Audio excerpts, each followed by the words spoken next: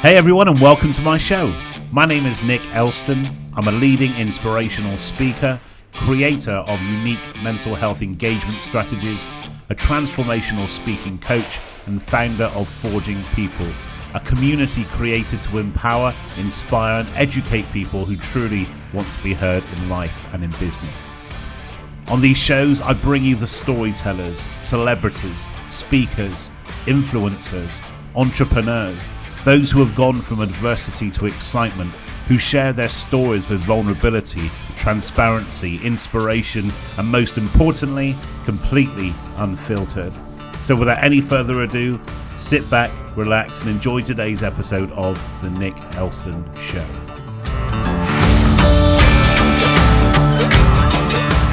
Hey everyone, a big welcome back to the Nick Elston Show. It's season 3, episode 18, and it's a unique show today. I have 2 guests joining me, the wonderful Nikki and Jenny Ellis. Big round of applause. Woo! Hello. I love the fact you clap yourselves as well. That's amazing. And why not? Exactly, why not? So ourselves, we first crossed our paths through the Next Gen planning community. We've had several people on this season from that community, people like Adam Owen and Dan Graham, and Rohan's yet to come on as well. So some great people in that community, and actually today's guests are no different. Amazing people I've had the real pleasure to get to know. Been a real upside of lockdown, getting to know these people. And finally, we got to meet in person at the first in-person speaking event that I did, going back about 4 or 5 weeks ago, which is really, really cool in Glasgow. So Nikki and Jenny, over to you. Introduce yourselves. Okay, well, we are sisters, and we'll probably speak at the same time and not speak at the same time, because that's just the way we operate. But my name's Jennifer Ellis, and I am director and business manager at Wellington Wealth, and my co-owner is... So I'm Nicola Ellis. I am planner at Wellington Wealth. We're a small independent lifestyle financial planning firm based in Glasgow. So we help clients. We kind of create, we like to say, handcrafted financial plans to help them achieve their goals and dreams, really, and live their best lives. That's something that it's really rewarding to do as well. That's a hell of a mission. I love that. That's really cool. So where do we go? There's so many kind of rabbit holes I want to duck off down with you guys. So where should we go with this first? Okay, let's start with the obvious. Sisters, what's it really like working with family? Let's go there right from the start. So. Yeah, well, do you know, it's funny because we always talked about going into business together, and actually going even further back, we grew up, our parents ran a hotel in Troon, where we're from. We grew up there, and I now live there as well. And we grew up in a hotel that was very much, we just mucked in. It was all hands on deck. So there's 3 sisters. So we've got an older sister as well, who's not in financial services. But we all just rolled our sleeves up and just did what was necessary. So we've always kind of had a good kind of work ethic, I suppose, and kind of got on well. Yeah. It's kind of normal to us to work with family. You know, it's just something that's been there throughout our lives. So it wasn't any different. And we know that, we got on well, and we both work hard, and we have different skill sets, which I think is important because we kind of complement each other. And yeah, we know her separate roles, so there's never any kind of conflict in that nature. And we pretty much have the same sort of ideas and outlooks. And yeah. That's so great to hear. And I think it goes above and beyond that. Genuinely, I'm not saying this because you're on the call and you're my lovely guest, but genuinely, you both champion each other. Even today, just kind of scrolling through LinkedIn before I hit record, the fact that you kind of champion each other too. So it's not just complimenting and kind of rubbing alongside. It's actually you do champion each other in what you do as well, personally and professionally. Yeah, and I think actually that's spot on. The support is there, sort of that support and trust implicitly. It's kind of hands on back of each other. Of you know when to push them because they can do it, and vice versa. And I think that just gives you that confidence. And so in business, it's actually been really great to work together because it's we've I suppose the route that we took to going into business wasn't necessarily planned. I mean, what is there's never a good time to start a business. So we were kind of almost thrown into having to start a business at a time but actually it's the best thing we've ever done. And, you kind of think, oh, I wish we'd done it years ago, but we wouldn't have had the knowledge and experience. And it actually was perfect timing, although it didn't feel like that at the time. But no, it's been great. And 5 years, it'll be 6 years next April. And wow. couldn't be happier, really. Very cool. And you possibly even, push each other to do more than you would, because being a business owner can be a lonely place, and to have someone that you totally trust and rely on, you maybe do push each other as well, and we maybe do more than some other people, because that's, there's someone behind you poking you or prodding you. And that's not, let's face it, that's not a given in business, is it? That trusted mentor, advisor, advocate. You need to work hard to either gain trust or for somebody to have your trust, isn't it? And you've got that kind of accountability there right from the start. That's huge, actually. Didn't even factor that in. It's really cool. So does it then surprise you that you must see this with clients as well, that other family businesses, should we say, don't work so well? I know, speaking from personal experience, something I shared on the roadshow when I was speaking with you on the Nucleus event, the Illuminate Life Tour, that actually a lot of my kind of previous family challenges will come from a family business breakdown, that due to kind of things like separation and the business separating, and actually even now the ripples can sometimes be felt through that. That's huge, isn't it? So does it surprise you that other situations may look very differently to yours? I suppose it doesn't surprise us. I think because we see it in the business that we're in, we actually, and I think because we are family, we do kind of naturally attract family groups of clients, because ultimately you are managing clients' money, whether to support family or to ultimately pass on to family, not only to live their lifestyle, but they may want to leave a legacy. So you naturally have conversations that one family to the next is a very unique set of circumstances. So it's not surprising. There can be a lot of conflicts in families, especially families in business. And we've certainly seen that there's, various clients groups that we've seen that. And I suppose it's about how best to support them, but then also, I suppose naturally what we do as well, take a lot of lessons learned from that and kind of always apply it to our own circumstances or other clients' circumstances of what perhaps worked, what didn't work, I suppose to help and support them as much as we can. And I think, at the root of a lot of family disputes is money. And, it's one of the things that we deal with. And I think probably uniquely, Nicola and I are not necessarily driven by money. And I know that sounds strange for somebody owning their own business, but we were brought up with, in a family where our mum and dad didn't have a lot growing up. And it was the people and the connections with other family members and the social gatherings, which are much more important than material things. So even as business owners, we were once asked about, whether we were getting our hair done or our nails done, and we're just not that kind of person. We're sort of outdoors girls, and we love nature and just being together, I suppose, as a family. So it's slightly different drivers that we have, and maybe that's one of the reasons why we got on so well, because the money is a secondary really to what we enjoy. Amazing. I love that. It's really cool. Thank you. So Jenny, what brought you to what you do today? Kind of what's your backstory, to use the kind of the speaker term? Well, I think we're quite unusual in financial services. One being two women running a business, but also sisters. And like most people, I sort of fell into financial services really. My background was in map making. I did topographic science at university. Wow. And I worked in the oil industry for 5.5 years after graduating on survey vessels. So I travelled to, Canada, Newfoundland, Abu Dhabi, all around the world really, a lot of Norway, North Sea stuff as well, and charted where the oil pipelines were. And at the time I couldn't swim. I had done my survival course and I got horrifically seasick. So working in a boat was never really a great career path for me, even although I quite enjoyed the map making. So I always said that before I had to do my next survival training, I wanted to find a new career. And I sort of did a master's in the meantime. But my dad, or our dad, I should say, was also in financial services by this point.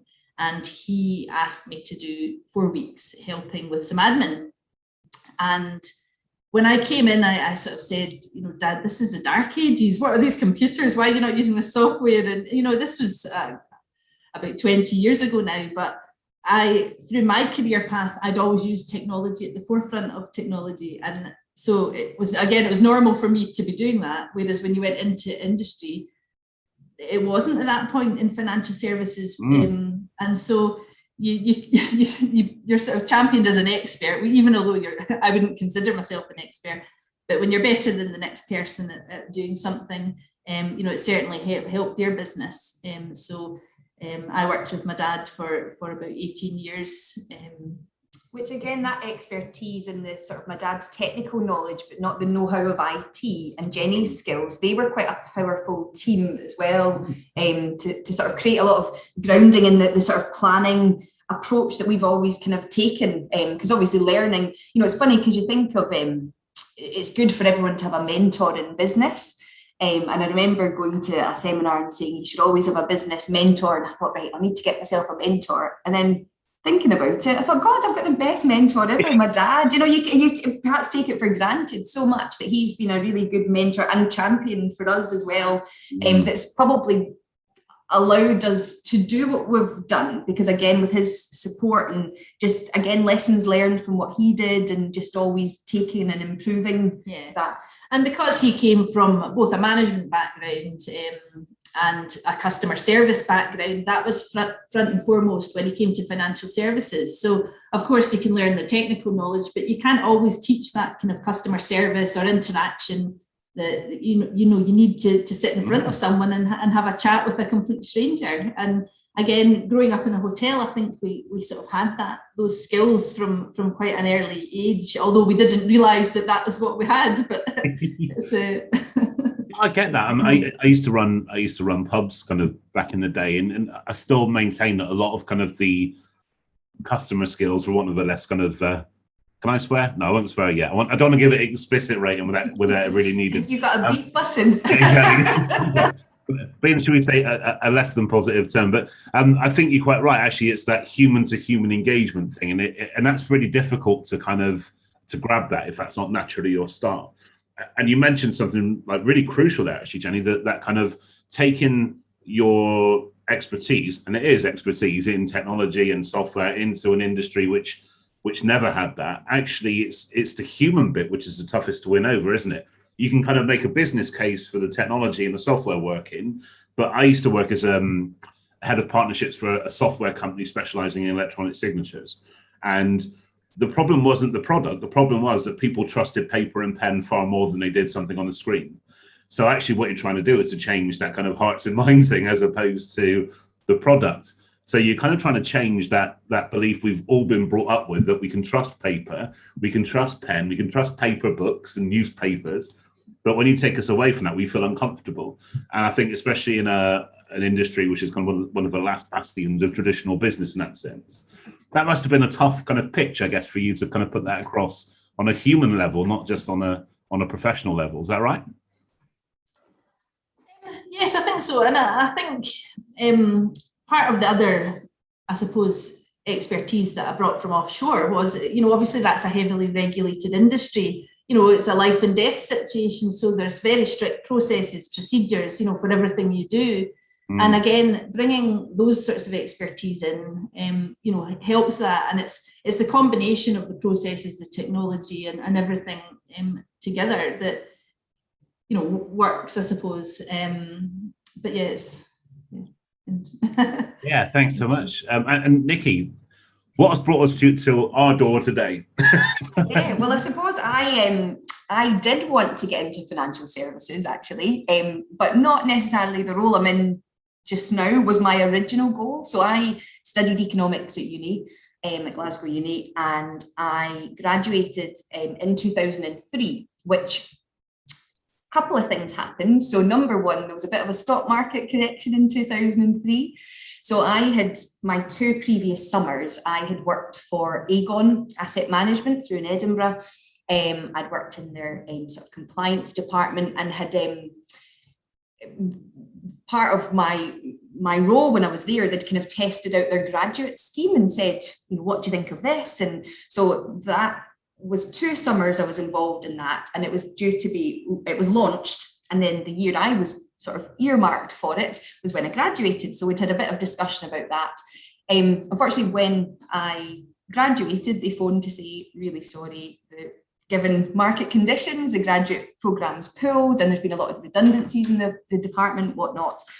So I thought, oh, what do I do now? Because that was what I was going to do. And not only did I want to go there to do the graduate program, I wanted to be a fund analyst and ultimately a fund manager. That was my route. Because actually, I think at that point, being 18-year-old me or 19-year-old me, I probably was driven by money, and the thought of a fund manager's salary looked pretty nice. So that was what I was going for. But then what also happened, I ended up getting a 2-2 at uni. So most graduate roles, the application form said, do not even apply if you've got less than a 2-1. So I was kind of really back to the drawing board. And actually, what a kind of fortunate turn of events, whilst I was trying to figure out what route and what I'd do next, my eldest sister had just had a baby, and she was going back into the army over in Germany after having our daughter, my niece Saffron, and her nanny who she'd lined up had let her down. So actually, given I was off, I managed to go over there for 2-3 months and spent lovely time with my niece, just trying to figure out, helping my sister out as well. So in a way, that was really nice. And I suppose it made you reflect on what you actually want to do. And I came back and I tried to get various temp roles in financial services, because again, I'd known what my dad, I'd had a kind of couple of small summer jobs with my dad's office, his IFA practice. So I kind of knew what it entailed. And I thought, actually, it probably is more about the people that I enjoy. But I'll find a sort of admin role and get started that way. So I managed to, after a few twists and turns, not necessarily in financial services, but that's a whole other story. But I got a role with a kind of small IFA practice, a kind of one-man band, and literally learned on the job, and quite quickly decided to sit my exams, because there's so much jargon involved in the financial services industry. You're trying to get to grips with what that role entailed, but actually the jargon was just loads of it. So I thought, well, the only way I'm going to get to grips with this is to do the exams. So quite quickly, in quick succession, did them, and then realized I don't have the skills in front of clients in meetings, to keep the conversation going, really get to understand and know the client. So I just sort of bided my time and just learned every aspect of the business. Luckily, my old boss liked to go on holiday. So I was sort of left holding the fort. So had to get to grips with more the kind of the way the business was run, the account side of things, absolutely all aspects, which was great. In terms of, a learning curve. I wouldn't say it was that structured, but it was a great experience to allow me to do what I do now. I wouldn't have had the confidence to perhaps have done that if I hadn't have had that experience. So quite quickly did my exams, as I say, bided my time doing sort of administration, then paraplanning, then trainee advisor, and then sort of ultimately advisor. And then it was at that point we set up, it took quite a long time. So I've been in the industry 18 years, but, that was a good 15-year time horizon of just getting the knowledge, getting the experience. And then, 5 years ago, we set up on our own. It's amazing how I think it's part of just growing up, you realise what actually is important and what you kind of thought you wanted to do at the age of 18, purely motivated by the salary of what that job offered is. It's not really my goal now. I think you're both absolutely smashing it. And I think you're so well thought of as well. I mean, people that don't even know that you're going to hear this are saying like how much they enjoy to interact with you from the next gen community, having been in the audience at your talk, because even though we were speaking at the same event, I wanted to stick around because I kept hearing this music kicking out on the screen, and I cannot listen to band music now without thinking of you. So you give me a real memory hook. So tell us about that kind of the flash mob episode that you talk about in your talk. Yeah, so I'd say I'm still a member of Samba Yabamba, who are a Glasgow-based samba band. Right. Yeah, although I'm kind of on extended maternity leave. I've not played for a little while, just with commitments and responsibilities and whatnot. But And running a business. Yeah, not much free time. And a small matter, yeah. Yeah. But so I suppose I suppose the reason I even got involved with the band was because I saw them play it was a volleyball cup final that I was playing volleyball. So we both played, not only do we work together, we used to play volleyball together. That was our main sport. Very cool. Nice. So during a sort of interlude between sets, this band came on, and it was just the most amazing beat. So it's Brazilian drumming. And I thought, and there was just so much movement, and they were dancing while I was playing, and I thought, that is amazing. And then not long after that, I seriously injured my knee. I tore my cruciate ligaments in one knee. Sort of had it was a big operation at that point. It's now done through keyhole, but at the time I got mine done, it was a surgeon who operates on professional footballers, and all I wanted to do was get back to volleyball. So I said, do whatever you have to do to get me back. So 9 months of rehab, got back. Was it the third game in the season? I did exactly the same to the other knee. So another 9 months of rehab. So I realized that actually volleyball wasn't going to be a lot. You know, when you're at a level of playing a sport and you go back and you know you're just not as good as when you left it, I kind of decided just to find a different direction. So actually I thought, do you know what? I'm going to find that samba band. I'm going to look them up, and found they ran a beginner's course. So did the beginner's course, and then got asked to join the main band. And that was just the best thing that could happen at that point, because it almost replaced that training that you do every week. And so once on a Monday night for 3 hours, we would bash our drums and learn new tunes and practice together. And then pretty much every weekend we would play a gig, whether that was a gala day, a corporate do. You know, we've traveled all over the world, Paris, Germany, Poland, loads of great experiences with them. So which is almost like that, replacing the sort of volleyball sort of sporting part.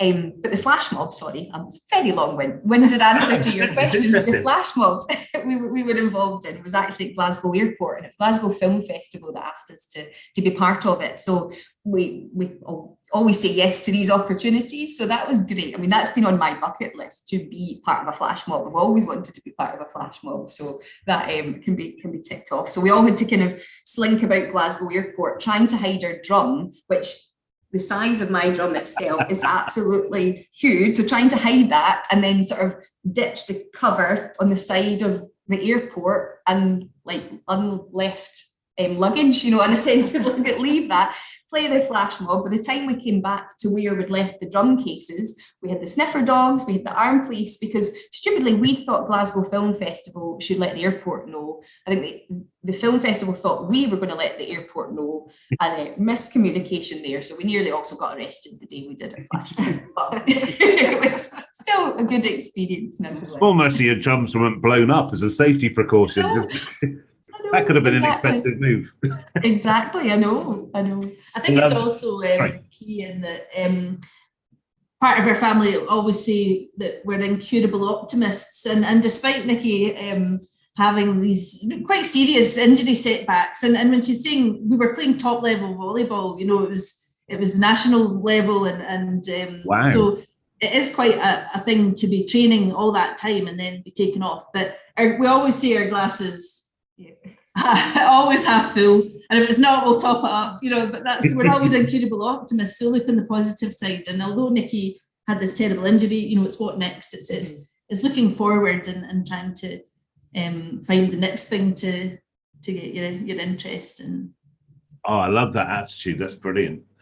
Interestingly, the last episode that went out, we were talking to a guest who was saying that her family kind of motto was "Don't let anybody rise too high." So everyone that get down. So, I love the opposite of that. That's really cool. So I love the backdrop. For those who are watching this on video, and if you're not, do check out the video. The backdrop is amazing at your offices and newly furnished offices as well. There's a story behind that. I love for you to both kind of tell me the why behind your office.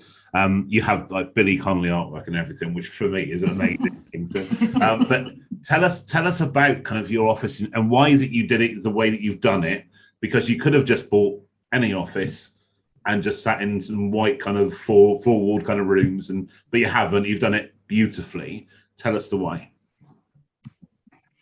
I think, first of all, it was through circumstance that we were offered the opportunity to buy the office. And again, it was not the right time. Nikki was, just coming back from her second maternity leave, since we started the business. And we had thought another year would have been possibly the right time, but we've realised there's never a right time. You've just got to either go for something or not. And so we made the decision that let's just do it. And the office was in quite a state. It hadn't been touched in about 35 years. So it really needed quite a significant upgrade. But again, we both have a gift, I suppose, of a vision, and we know what it could look like. And we saw that we could open up all these walls and just have a fantastic space for our team, our clients, and other people within the industry to sort of collaborate. And we're people at the end of the day. So that was what drove it. It was the want for more interaction with people. Obviously, the COVID, you can take over the. So we agreed. As the world went into lockdown, you bought new premises. I love that. Exactly. I know. It was the 31st of March, 2020. There's optimism. There's optimism, and then there's a whole new level of optimism. and all that kind of headlight, everyone you speak to, because everyone was embracing like working from home those first few weeks, which was great. But and people were saying, yeah, we could just give up the office. Who needs an office? This is all working great. And then a few weeks later, they then realised actually you missed that interaction. Yeah. But we'd already come to that conclusion because we thought, God, what are we doing at first? But then, no, do you know what? This is us, and we need, it's our business. We love as a team working together, and we love meeting with our clients, and they like coming to see us as well, because we're right in the city centre of Glasgow. They like to take time to really engage with our planning, which is exactly what we want to do. So therefore, they do like to take the time to come into our offices, as they would any other professional, whether it's a solicitor or an accountant. They would make time to see them. So we wanted to, so that kind of made the decision. Yeah, we need an office. And then the other thing, when we were thinking about the design and the space we wanted to create, we'd put on a couple of client events. So when we set the business up, when you set a business up, there's an awful lot to do at first, and especially in financial services, there's, we had to mandate all our clients' policies, and providers are our biggest headache because their timescales are ridiculous, and they maybe don't receive the faxed mandate that you've sent. Yeah, I did say fax. It's crazy. That's what we had to do. Still avoiding the explicit rating so far. This is pretty good so far. Yeah. So, we just thought the first couple of years we dealt with a lot. We just wanted to say thank you to our clients for kind of supporting us. And we thought, well, what events will we do?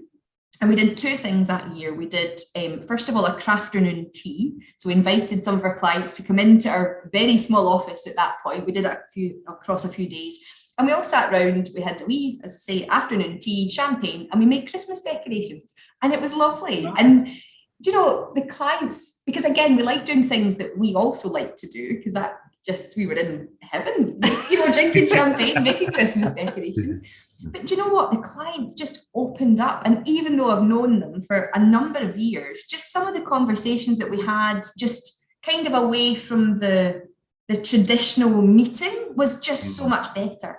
Whether they felt relaxed, whether it was the champagne, who knows? But it was just, more connection. And it was really nice to see the clients interacting with each other as well. Yeah. So we decided that we wanted that kind of more relaxed feel to the office, more of a sort of home from home. One, because we were spending a lot of time, or you do spend a lot of time at work. So you wanted it to be a place that you actually wanted to be, rather than something that was just white walls or boring, stuffy. And yes. So, we had all these things that were on our hit list of what we wanted to include, but a lot of it was things that we loved doing, because, that work-life balance is important, and it's important for our team and for us and for well-being. And so getting that right was important when we were designing it.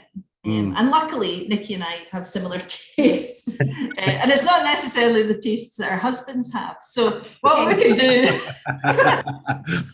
extravagant wallpaper, and all the things we wanted to do at home that we, not quite managed to do, but no, we sort of agreed on and pressed ahead with. So it completed April this year. It completed. We sort of got the office handed back, and we've embellished it more. And then we all came back in July, the team. And they were really keen to come back, actually, and which was good because everyone had that conversation just as lockdown was easing of what were people comfortable with. And actually, it was a really easy business decision for us because we had a conversation with everyone individually, and everybody was keen to come back. So it was quite an easy transition for us, which was great because we kept them up to speed every Friday. We had a kind of call and we'd give them a wee update of the office. They were all desperate to come in, and actually we had a wee meeting in the office before we officially opened up, and everyone said, right, we're going to bring our marigolds in and we'll help you clean, because it was all it was really the dust just is everywhere, and they were all kind of taking ownership and things, of it, which was great, which is exactly what we want, because we want that for our team. And I think the other reason, and this was all decided before lockdown, that we were very aware that we have some single clients, whether it be widowed or they just have never married, but that mental health and well-being obviously came to the forefront during lockdown, but it's something we had already considered. And we wanted a space where we could invite people, or people felt welcome to come if they wanted a chat, if they wanted a cup of tea, or whatever it happened to be, because we knew that not everyone's as fortunate to have big families like us. And, we're just used to another one coming in because, the more the merrier, but people don't necessarily have that. And so somewhere that individuals that were on their own could feel welcome as well was important to us, and so we could run these events or just get a wee bit more social interaction for them. Are you truly being heard in life, in education, in business? Your ability to deliver any message with clarity, power and emotion will have an ultimately defining impact on your success, personally and professionally. Forging People, founded by Nick Elston, is an online community developed to empower, inspire, engage and educate you to truly step up. Complete with online courses, early access to in-person coaching and events, free resources and a community of like-minded people, Forging People will help you manage anxiety, boost confidence and give you the tools to speak to any audience, whether it's one person or 1 million people. Speaking is more than just standing on stage. Speaking is business. Speaking is leadership. Speaking is influencing. Speaking is life.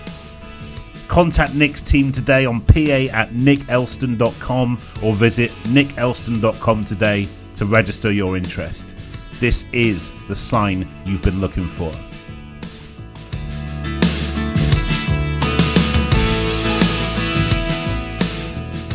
That's beautiful. It really kind of aligns with the message that you both kind of talk about through the community, through your talk, that kind of driving kind of culture change against, I mean, this is a generalism, of course, but obviously traditionally male industry, traditionally, again, one of those last kind of bastions of traditional business and all the barriers that presents. We've spoken about family, but when it comes to gender, it's a thing we haven't spoken about. Have you ever encountered challenges as to women in a traditionally male industry doing things differently, even down to kind of branding and dress and that kind of stuff? Have you ever experienced any challenges when it comes to that stuff?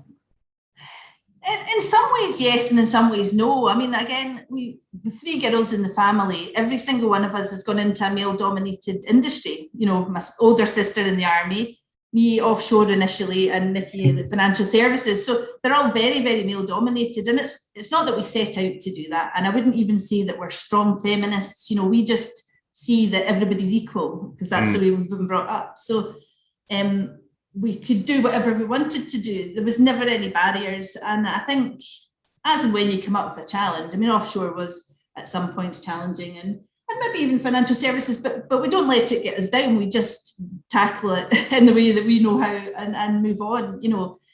So I wouldn't say there's been anything too detrimental, but there has been chauvinism and all the rest of it. Don't get me wrong, and there still is. But it's funny because you almost feel sorry for them. You know, I think that's the other thing. You always put it back to that person that, you know, because I remember, especially sort of 18 years ago, there was no Next Gen. You know, Next Gen is such a wonderful community that that is, I suppose, a younger, more open generation. But when I joined the industry 18 years ago, it was very closed. It was very, you know, nobody shared any information. Everyone was always busy, and, you know, everything was rosy, and it was quite a guarded, not a nice community in an industry necessarily, because you know, we know now that actually that sharing and collaboration, even with your peers, not, you know, you don't see your peers as competitors as such, because certainly in financial services, there's not enough financial planners and financial advisors out there to serve the population,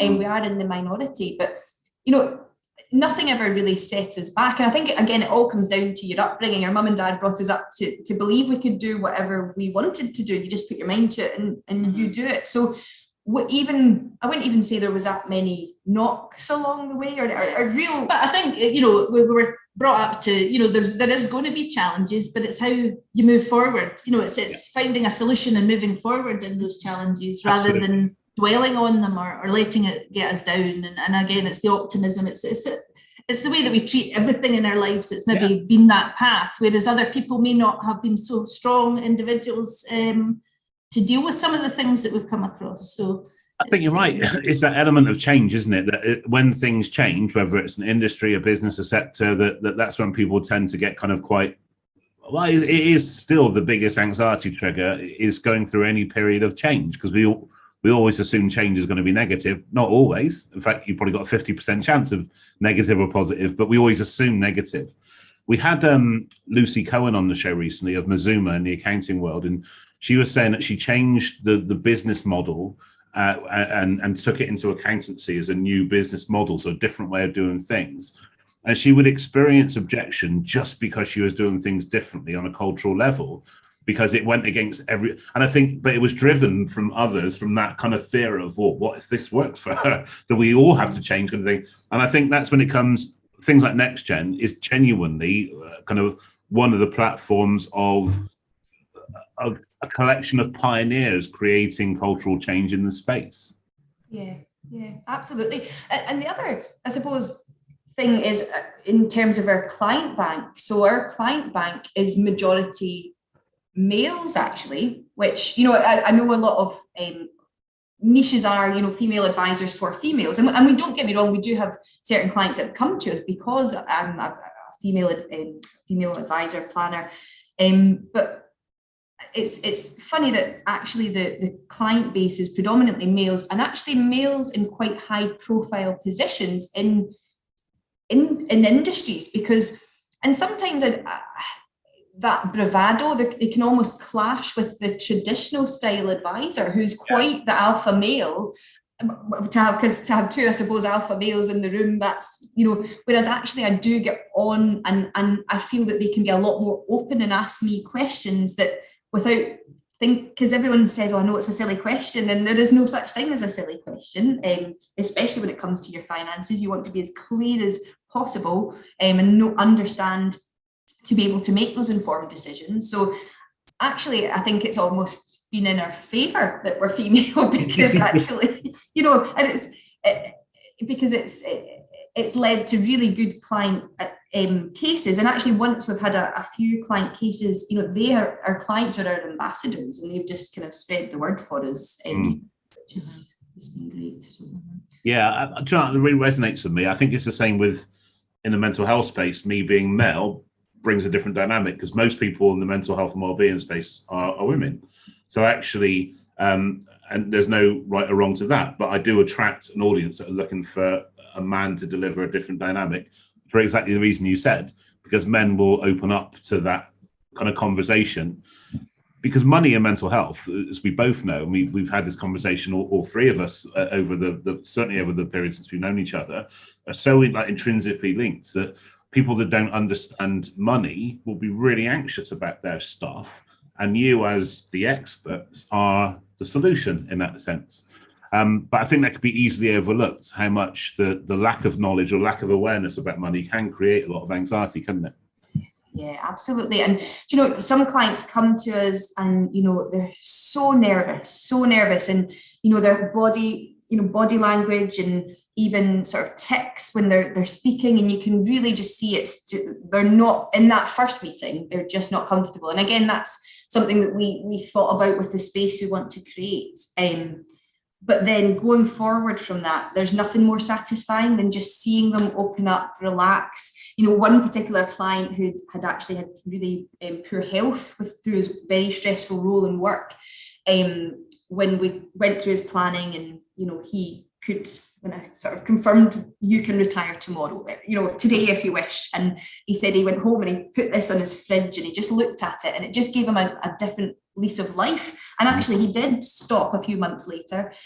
And the next time he came into the office, he was almost skipping in, you know, his whole demeanor, his, you know, hair, you know, everything, just that weight had been lifted from him. So just, you know, again, and I think it is, as you say, stressful. And Nikki's had clients, you know, quite high surgeons, etc., that have talked about that moment of retiring, and how, despite having all the financial planning through his career, you know, that moment felt like jumping off a cliff. And it's maybe something that you don't think about till you're at that point of retirement and you don't realize that it's such a big thing. But yet Nikki has helped lots of people. So she's had that experience of how to do it. But it's something that you can't take for granted, how anxious that client is feeling. And Nikki does it extremely well. She does hold the hands of clients and just takes them through everything to make sure they're comfortable first and foremost. It's almost lessons learned, and it's telling clients that that's a thing, because they all say, you know, most people, I can't wait to retire. And I think when you're so busy in your career and, you know, life, it's like, retirement and relaxing and different things. And it's like, maybe when you're in your 40s, 50s, it's like, yes, can't wait. But actually, when you start to get there, it's a very different realization. I think is more that purpose, the direction, you know, because quite often people will retire at the top of their careers, and so it's been and it's a huge part of your life. So it's like, and socially as well, as, you know, so it's a very difficult step for a lot of people, and even though people say, oh, that won't happen to me, just letting them know it's a thing, it can be quite tricky when you actually get there. Just allows them to go, oh, actually, you're right, you know, that it's not as easy as I think, because quite often people will say they want to retire at a particular age,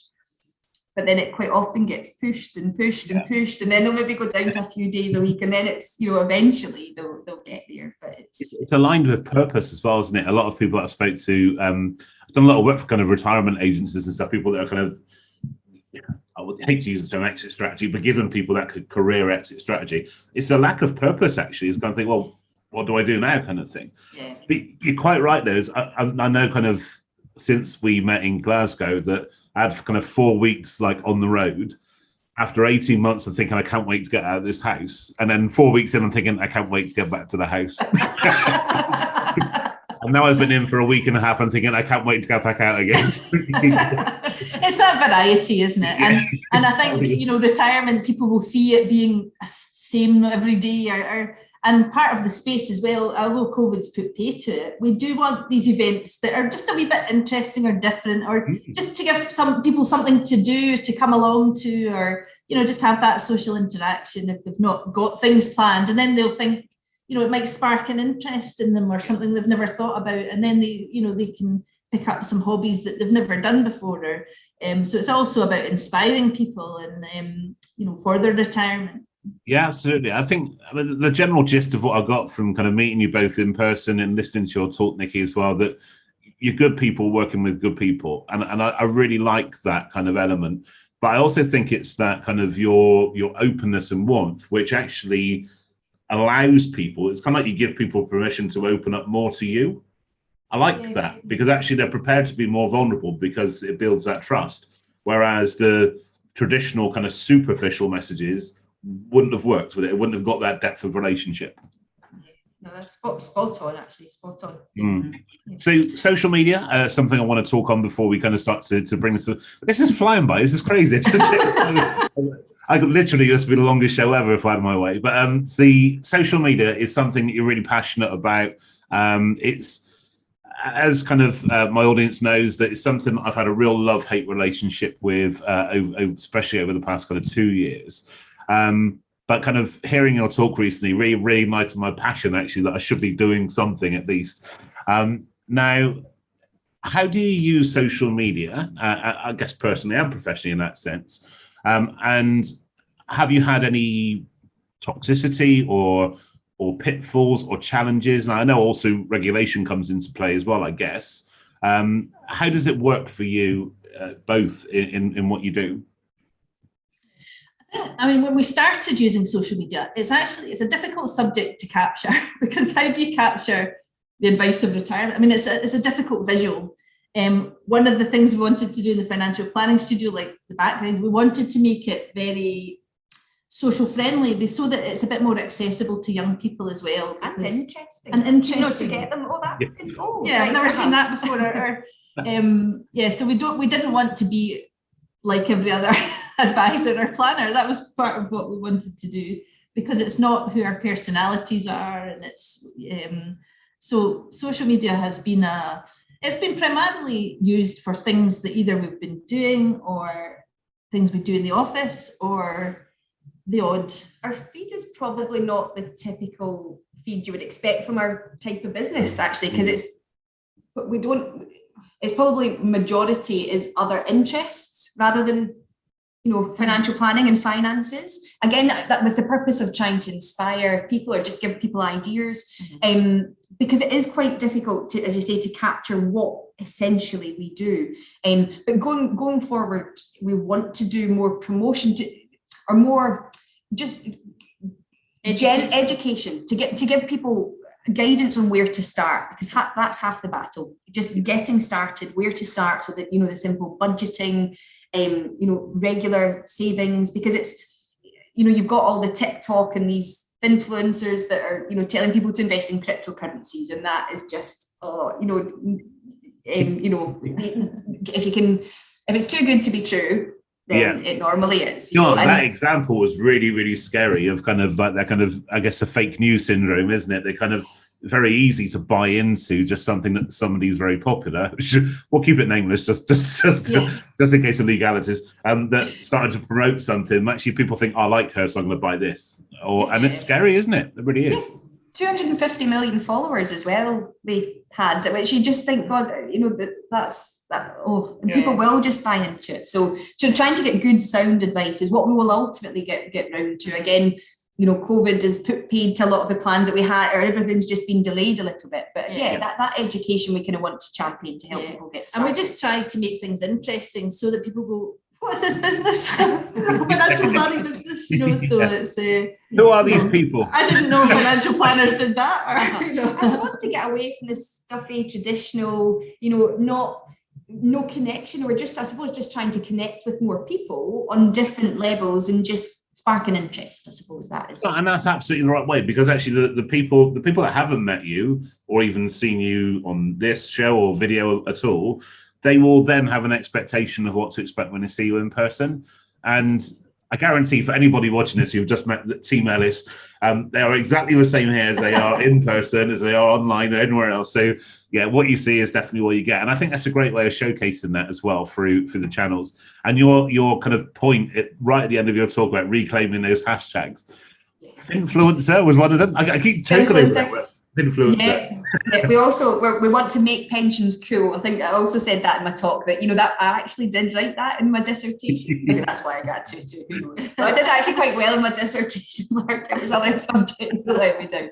But that I mean, that's what I said back then. Make pensions cool, because it's not people aren't interested. Well, more people are engaged now, because the workplace pensions have been brought in, so more people are aware of them. Whereas this was pre that happened, because my other point in my dissertation was to make pensions compulsory. So we're one down, one more to go. So some of our other things are about fun planning, financial planning, and nice. also inspiring to fire, because there's a movement of financial independence, retire early. So it's the FIRE movement, it's called, and it's inspiring to that, which means you need to save now. You need to save early if you want to retire early. So it's just about getting involved with all these things. We like being on trend and topical, and we also have a love of nature and the environment, and we have had a mind on that whilst we've been designing the office to try and make it as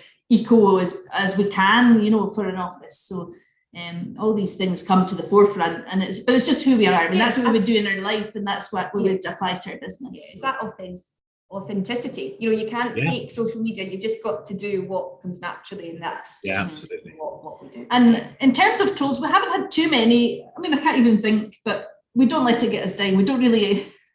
We probably don't have time to read everybody's comment in reality, but I know we're certainly not glued to the social media. I think therein lies the kind of secret, is that going back to the start, that eternal optimism kind of overrides everything else that comes along. Do you know what? I need Team Ellis in my life. I've just realised this. I need creativity. I need inspiration. We're going to have to get you back for another episode, I think. So I need I keep this one for myself, I think. So, so thank you so much for coming on the show today. And the question I like to ask everybody, I'm now the MC of the O2 Arena in London. 20,000 people have paid their hard-earned money to come and hear you talk and do your thing. Whatever your thing is, volleyball, play music. You're in the green room and you're kicking back, and your walk-on music kicks on. That song that motivates you, that lifts you, that gets you at peak state. Jenny Ellis, what would your song be and why? I love disco, and it has to be Disco Inferno. I just love 1970s disco vibe. Everybody hates my music, but I love it. There's some roller booting going on to that as well, so kind of roller boot onto the stage. It'd be really cool. And Nikki? Yeah, well, mine, it's really hard because I do love music, and it's really hard to pick just one song, but I have to, for a walk-on song, so it's because it's got to be about what you're doing. So my walk-on song has got to be the Red Hot Chili Peppers, Can't Stop, because it's got a really good build, and then it just drops. And actually the last line of the song is, "This life is more than just a read-through." So it's kind of, you've just got to live life. So I think that kind of would, that would be mine. Great choices. Of course they are. Team Ellis. Big round of applause.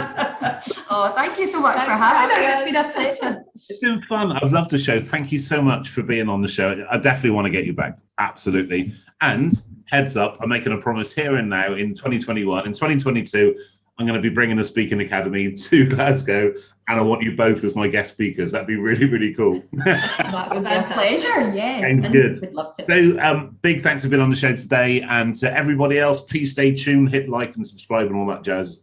I'm not the social media guru. Whatever you got to do. And stay tuned for our next episode coming up tomorrow, very, very shortly. We've got an episode a day release week this week. And I will see you then. Take care, guys. Cheers. Bye-bye. Bye. Thanks. Bye. And that's a wrap. A big thank you for tuning into today's episode. Please do leave us a like and hit subscribe for the fantastic upcoming episodes that I will be bringing to you, featuring more amazing guests. But for now, be well, be happy, be safe, and remember, as I always say, it's what you do next that counts. Until next time on the Nick Elston Show, take care. I'll see you soon. Cheers, guys. Bye-bye.